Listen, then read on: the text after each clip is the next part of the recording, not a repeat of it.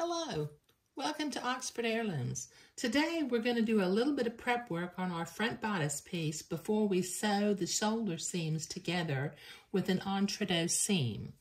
Okay, so I've got two pieces of 1/4 inch blue silk ribbon that matches the heirloom blue of the body of the bubble. And what I'm going to do is let me move those out of the way for just a minute. I'm going to unpin my pattern piece from my bodice piece.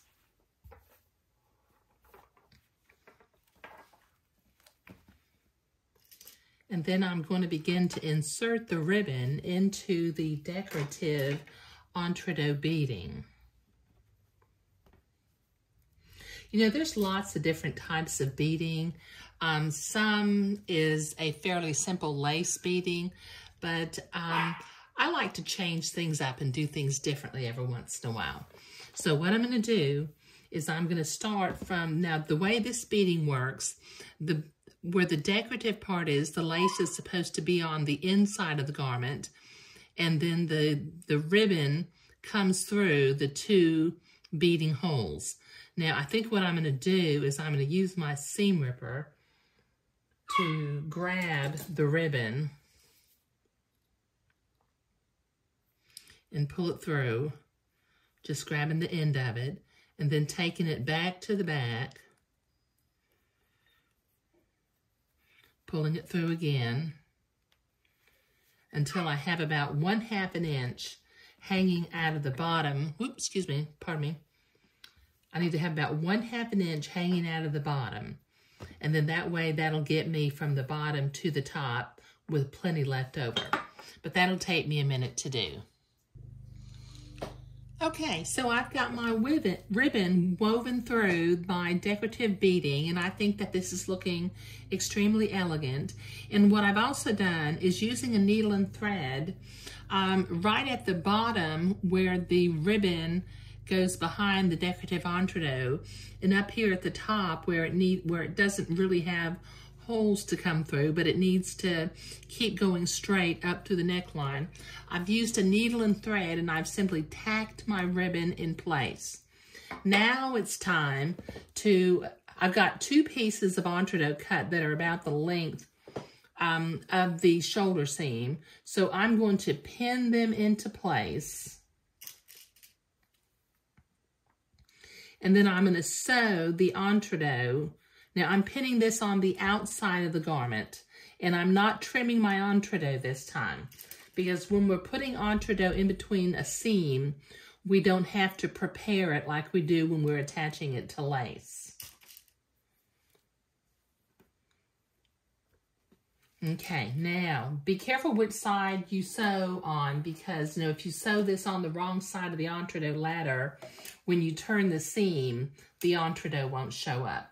So I am on the right side of the entrecôte ladder, and I'm going to start sewing. Oh, I've got to thread my needle. Hold on just a minute. Okay. Now I'm going to sew my entrecôte to the front shoulder seam, taking the pins out as I come to them. Staying right next to the entrecôte ladder without piercing it and without floating too far away. So right next to that entrecôte ladder. Now, as I'm facing this, I'm sewing on the right side of the entrecôte ladder, not the left side.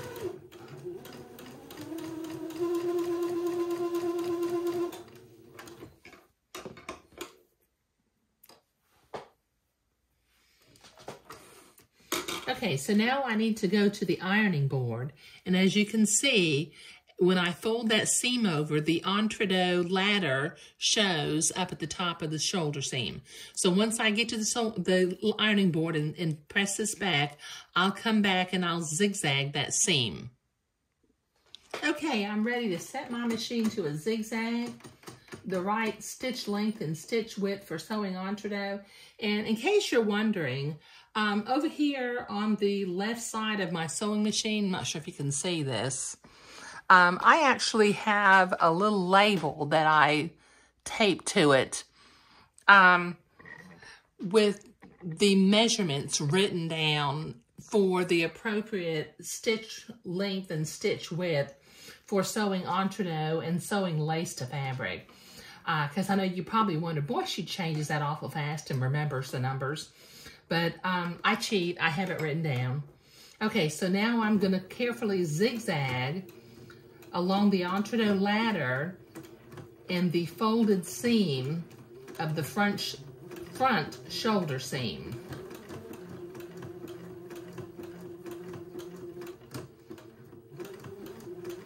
Okay, this will take me a minute to do. Okay, so I've got that zigzagged and I need to turn it over, and from the inside, I need to use my specialty scissors again and very carefully trim away the excess batiste and lace, because I got a little bit of lace up here at this shoulder seam.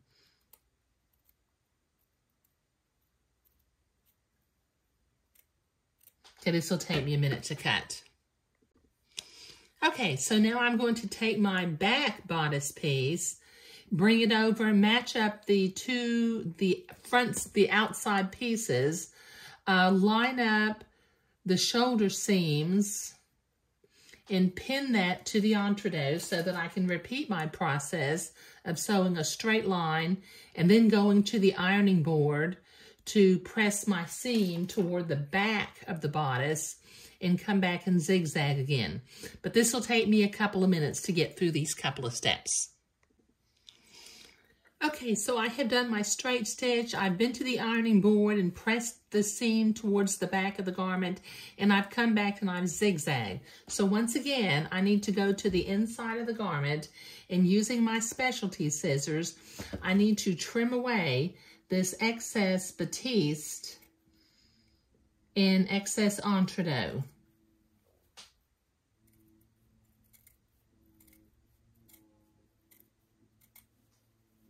Okay, this will take me a minute to trim this. Okay, so that is a perfectly lovely entrecot seam, and for the moment, I'm going to leave this excess entrecot just hanging out. Now, I need to repeat these steps on the other sleeve, so I will first begin by pinning the entrecot to the front of the shoulder, on the front side of the front shoulder seam. So that'll take me a minute to get those couple of steps done. Okay, I have completed both shoulder seams with a little entrecot seam, and I think that that's going to make just a lovely detail for our heirloom garment.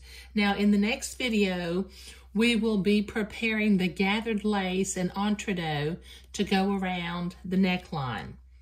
Okay, but weaving the ribbon in today and sewing the shoulder seams together with entrecot was what we were doing today. So thank you.